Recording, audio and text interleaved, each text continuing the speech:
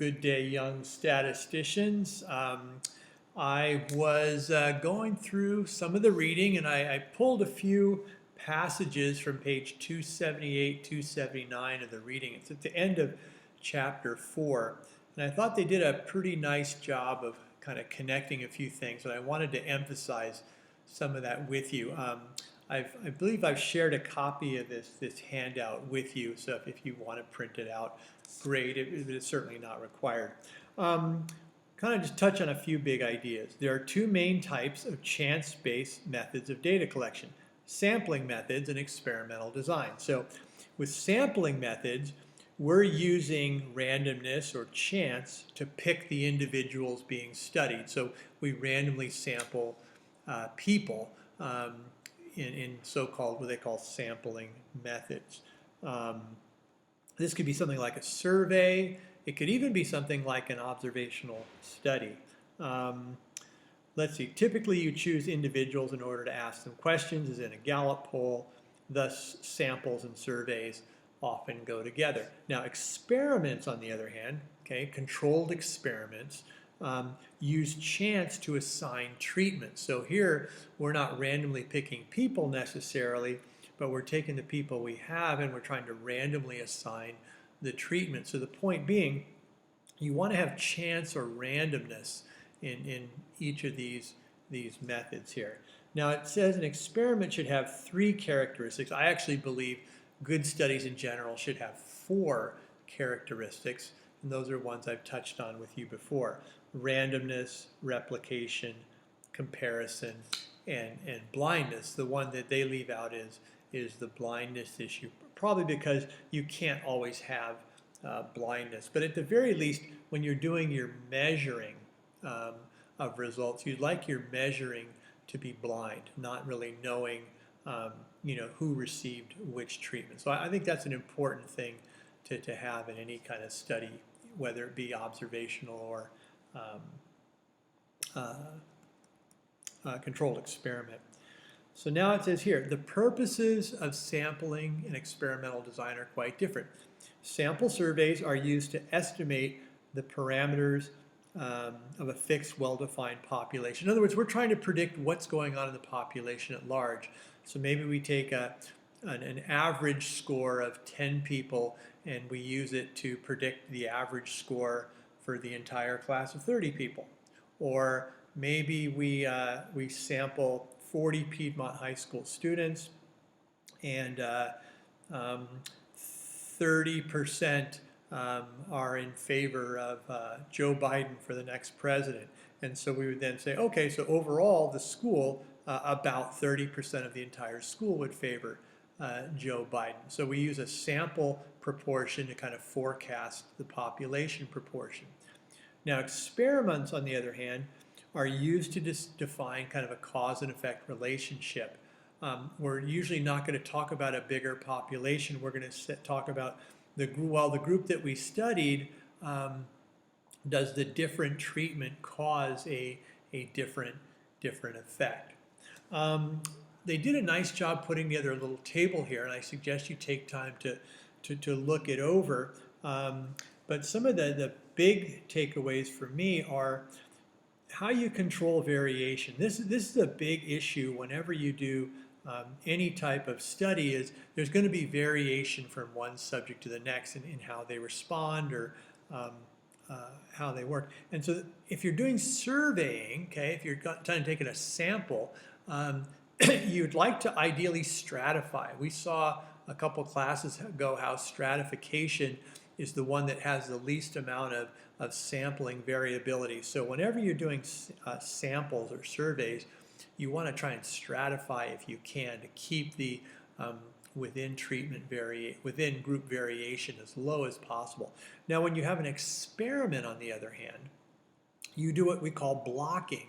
And blocking is where you try to maybe group your people based upon similar characteristics. So perhaps you might do, I believe they refer to it as a matched pairs design. Or maybe you can even repeat the experiment on the same subject, have each person in the study do both treatment A and treatment B. So you can kind of compare them to themselves. So blocking is a strategy that you can use where you're kind of comparing like things. Very good at reducing the variation that you're going to have in your sampling process. The other part that I thought was kind of nice is, well, what are the threats to inference? What keeps us from making sort of predictions based on our sample? How do we go from our sample to our population? And in sampling, well, of course, you have sampling bias and response bias. Now, randomness can kind of knock down some of these threats, especially the sampling bias. Randomness doesn't really do much for response bias. Response bias is kind of how you take the measurement, how you ask the question, how you collect the responses, and randomness can't really save you there. Now, in experiments, the issue is confounding, and this is what really separates observational studies from controlled experiments. Is observational studies will have confounding. There will be other variables present that make these two groups different, aside from the one you're studying. But in a good controlled experiment, especially if you randomize the assignment of treatments, you can get that confounding down to a minimum. Randomly assigning treatments means both groups, in terms of all the other variables, are going to probably pretty much be the same. The only difference will be the treatment. So anyhow, worth a look. Some other things I kind of noticed in the reading. It says randomization is the fundamental principle in both types of study because it allows the use of inference. In other words, how do we go from a sample result to make a prediction about the population? How do we infer or kind of come up with a general idea? And we're going to talk about that in the second semester. It says, in addition, random selection of the sample reduces bias. Again, you'll reduce selection bias in your sampling bias in the survey. It won't do much for response bias. Random assignment of treatments, and this is a biggie, random assignment of treatments reduces the confounding. You want to have your groups be as similar as possible. So random assignment of treatment will keep the two groups you're comparing the same or close to the same. Now it says a careful observational study can suggest associations, but the possibility of a lurking variable is also there, but also the idea of confounding. This is the big, in observational studies, the big issue is confounding. Now, confounding and lurking are not quite the same thing. A lurking variable is something that's causing the two variables under study to act the way that they do. Confounding is more the idea, well, there are some, aside from, say, smoking, there are three other variables, there are three other things that make these two groups different. And so you're like, so maybe it's the smoking, maybe it's one of the other three variables. Okay, so confounding is the presence of lots of other variables that could be explaining what we see in here. A little different than the lurking variable. One final thing I thought was pretty nice, and again, when you have time to take a look at it and think about it, sort of a nice little organizational chart here of how the different studies kind of fit in.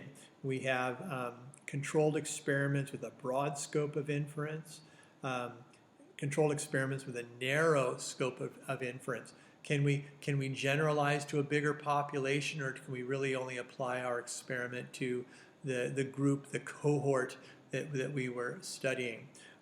Here's kind of where observational studies kind of fit in, and in sampling surveys where you kind of take a sample and you make a prediction about the population. You're not really comparing two groups like you would in an observational study and the type of inferences you can make. So take a look at it. Again, if you have questions, please bring them up, put them on the discussion board or during class. So anyhow, page 278 and 279, worth another look. Thanks.